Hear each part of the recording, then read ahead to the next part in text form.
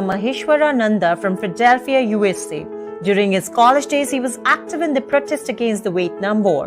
In 1978, he traveled to India and Nepal, where he became a yogic monk and studied the progressive utilization theory under its founder Prabhat Ranjan Sarkar.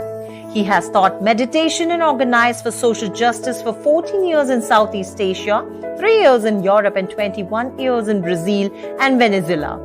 He is the author of 6 books, including After Capitalism, Economic Democracy in Action, and Cooperative Games for the Cooperative World, Facilitating Trust, Communication, and Spiritual Connection.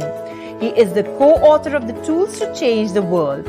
He has given hundreds of seminars and workshops around the world at international conferences, colleges, high schools, cooperatives, yoga centers, and prisons about social activism and spiritual transformation. He speaks Portuguese, Spanish, and English as well.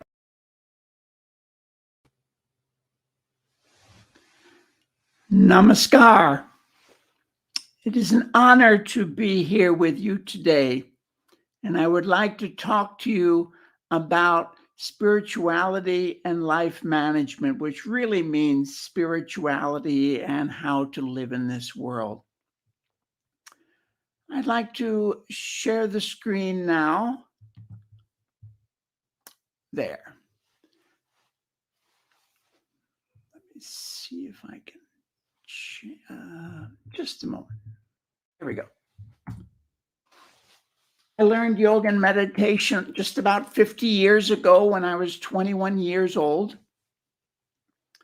I'd like to tell you just a little bit why a rather normal American male would go to India to become a sannyasi monk.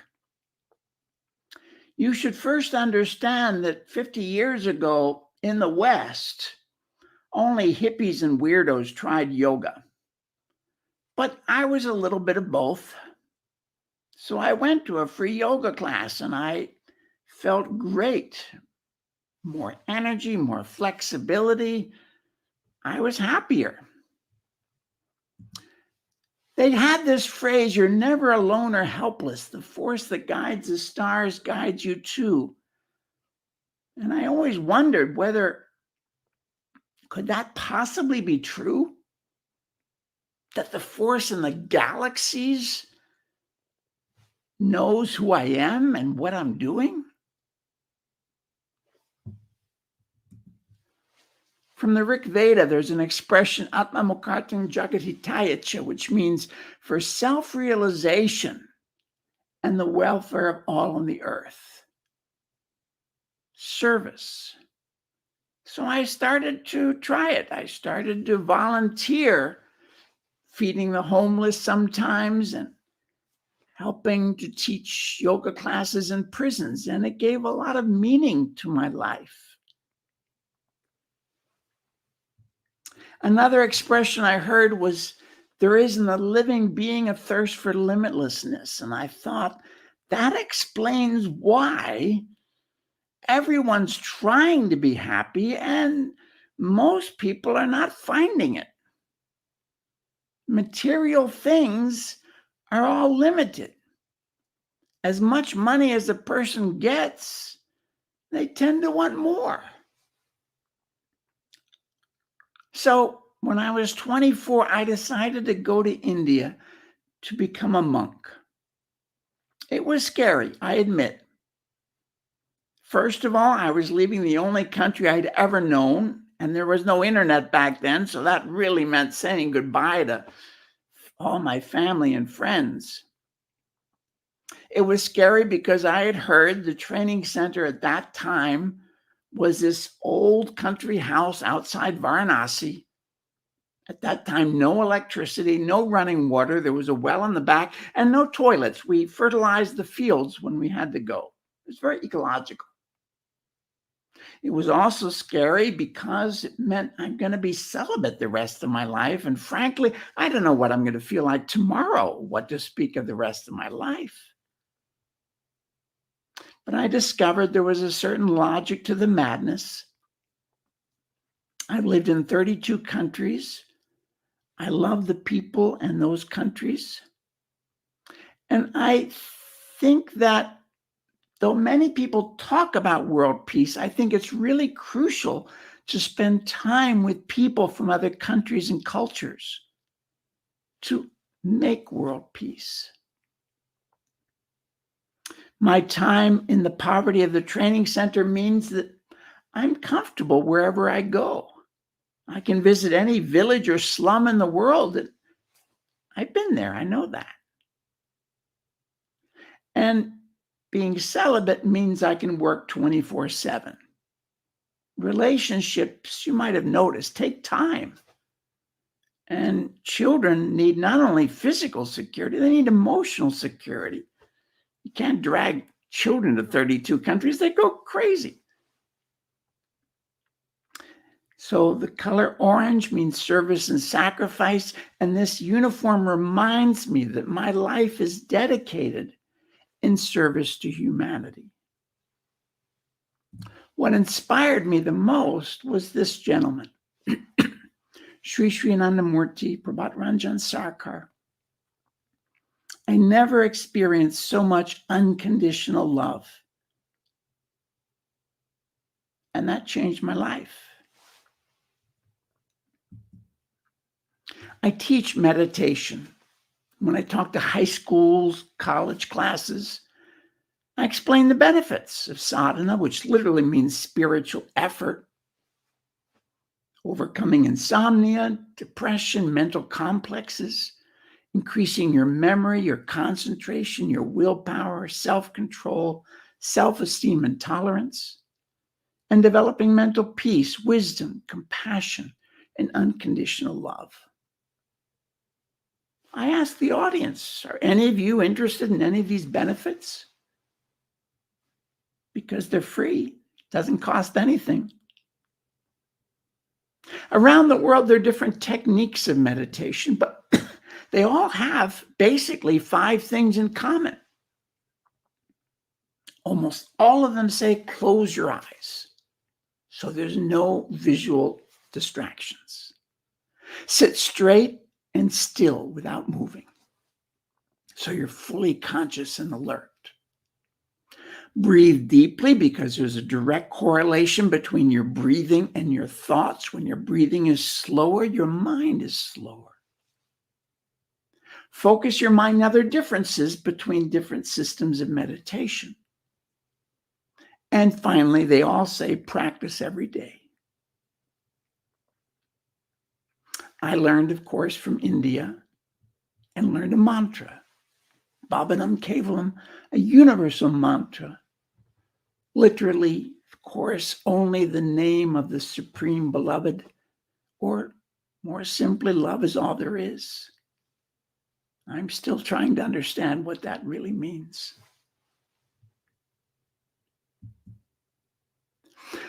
And in addition to the mantra, there's the dance. Kirtana, of course, is an ancient practicing chanting God's name. Marmika was a dance invented by Parvati, the wife of Shiva, 7,000 years ago, the voice of inner spirit, to dance while chanting in ecstasy. I wanted to share this just briefly because Gemma Perry from Australia is like the only researcher today so far who's doing scientific research on chanting. There's so many studies now, thank God, about the benefits of meditation and yoga. But repeating sacred sounds, chanting, the practice for thousands of years around the world, she's measured how it increases social connection, altruism, and leads to altered states of consciousness, bliss, ecstasy. Of course, another practice of yoga are the asanas, the practices, the postures, which have so many benefits. And I really recommend every day do a few postures. They help to balance the glands of your body. We sometimes call them inner sizes, because When your glands are balanced, your hormones are more balanced and your emotions are more balanced. The vegetarian lifestyle of diet, of yoga, of course, is the greatest thing you can do to stop climate change, global warming. A vegetarian diet, a plant-based diet, really helps the planet. And it's a way to walk your talk, to live your ideals. The idea of cosmic inheritance, that spiritual idea that all the resources on the planet are a gift from God for all of us. We need to share them, not to hoard or abuse them.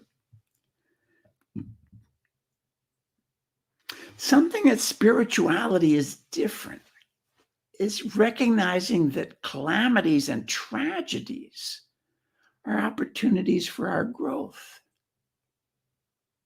You lose your wealth, your power, your job, a loved one, illness, accidents. These are wake-up calls to remember what's lasting and what's not, to remember love. And the treasures of the spiritual path, devotion for God, wisdom, non-attachment, to recognize that the spiritual is beyond. I'd like to tell a short story, if you don't mind. I never met this man. I read his account. He was an Englishman in a prison in England, and he attended a free yoga class. And at the end of that yoga class in the prison, the teacher said, "I'm giving you all a homework assignment. I want that everyone you see this week think, I love you." And this prisoner wrote in this published story, he wrote, "Who does she think she is? Where are we? We're in prison, for God's sakes." But he went back to his cell that night, he said, and he thought, and he thought. And finally he decided, nobody knows what I'm thinking. So he thought he'd try it. Next morning, 7:30, bam, all the doors opened electronically. Before he could step out of his cell, the first man to pass was the biggest, fiercest looking prisoner. And he looked up and thought, "I love you." He nearly burst out laughing. It was so incongruous. He stepped into the hallway, and at the end of the corridor, the first guard he saw was the one who seems to enjoy making life miserable for everyone.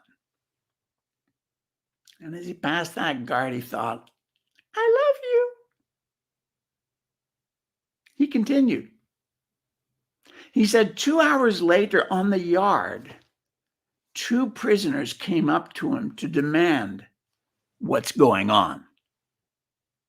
"What are you talking about?" "Why are you smiling all the time?" "Nothing, nothing."